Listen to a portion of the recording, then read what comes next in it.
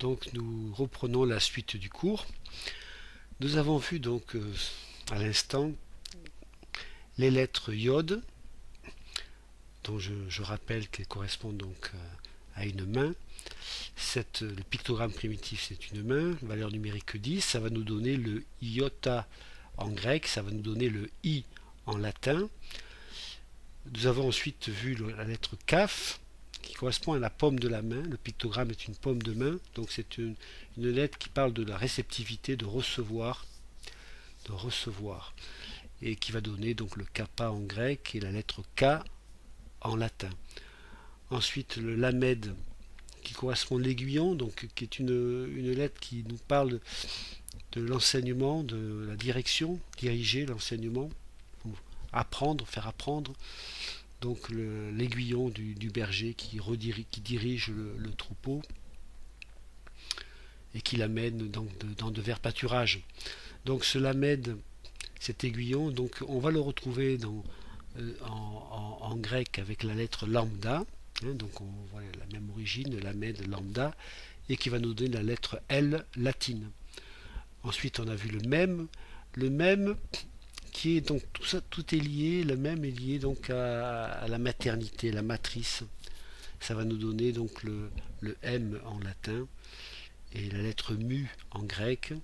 Donc toutes les mots qui correspondent en fait à la matrice, maternité, mère, la mère, et même le pictogramme primitif de cette lettre, eh bien ce sont, et on le retrouve un peu dans notre alphabet avec la lettre M, eh bien ce sont des vagues de la mer, vous voyez, donc c'est l'ondulation des vagues de la mer dans le pictogramme primitif, et on le retrouve dans le M en latin.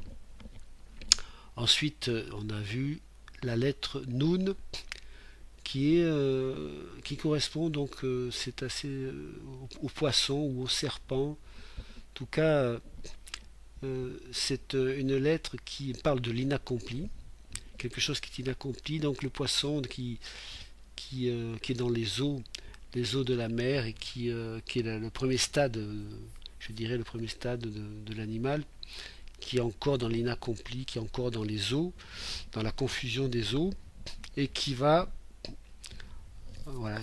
appelé à sortir et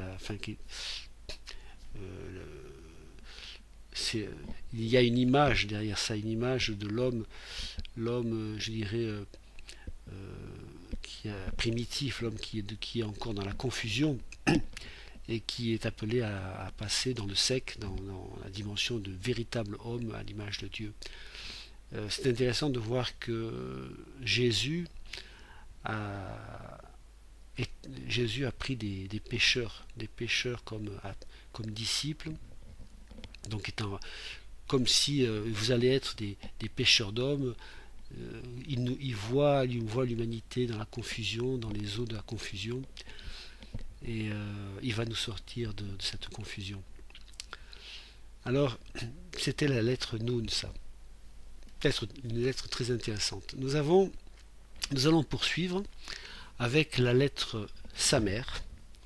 La lettre Samer, donc qui est de valeur numérique 60, et qui est une lettre un peu plus complexe, qui a le sens est un peu plus confus. Il est lié à la sagesse, à un support, à un appui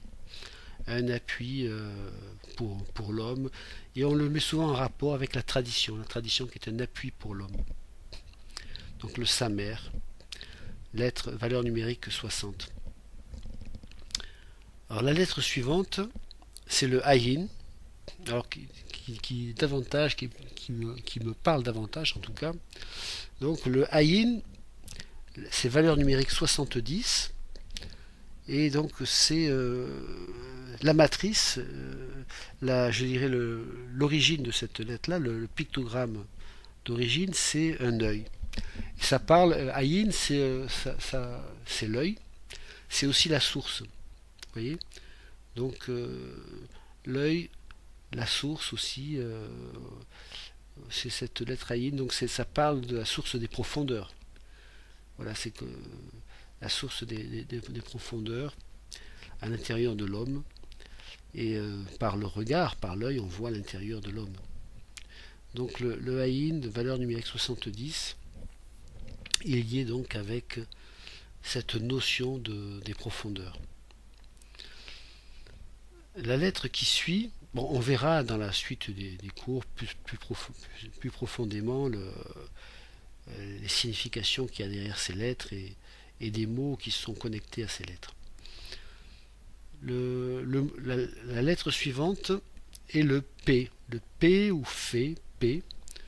Alors cette lettre-là donc va nous donner en latin le P ou en grec le fait aussi PH, le Phi, la lettre Phi, ou la lettre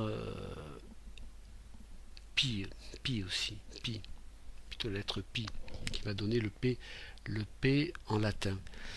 Cette lettre, en fait, le pictogramme, c'est une bouche. Alors ça, c'est très très intéressant. C'est-à-dire que ça symbolise l'ouverture, la bouche, la parole. Le P ou Fé. Alors Fé, parce que on peut avoir, donc ça peut se prononcer P ou Fé. Il y a les deux prononciations.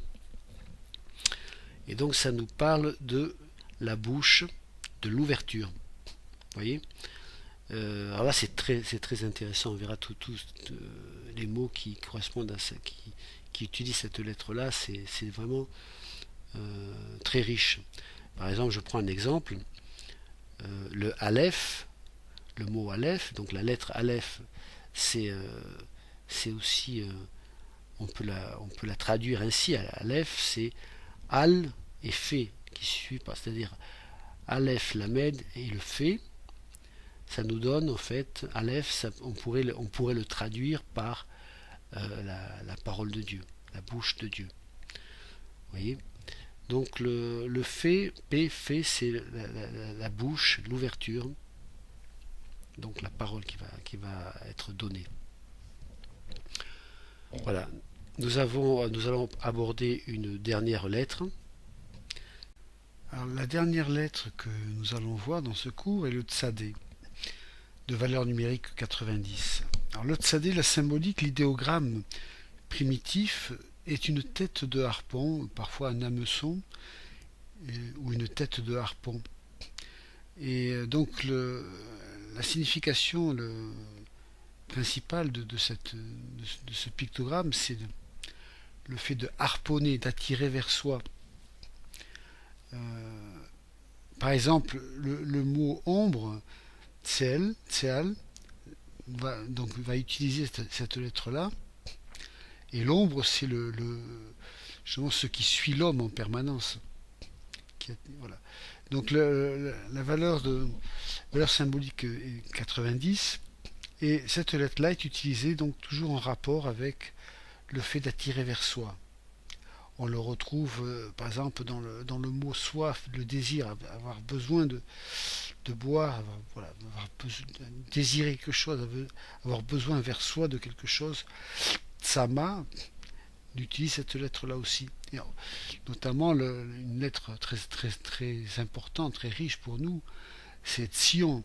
Le mot Sion, le mont Sion, eh bien, Tsion en hébreu, c'est un sadé avec yon, la racine yon qui donne yona, qui veut dire la colombe, le Saint-Esprit, la colombe, qui est une image du Saint-Esprit. Donc, eh bien, Sion, le mont Sion, on pourrait le lire ainsi, c'est-à-dire c'est vraiment la montagne qui fait venir le Saint-Esprit vers nous. Vous voyez, le Tsadé de Sion, ça fait venir la colombe parmi nous.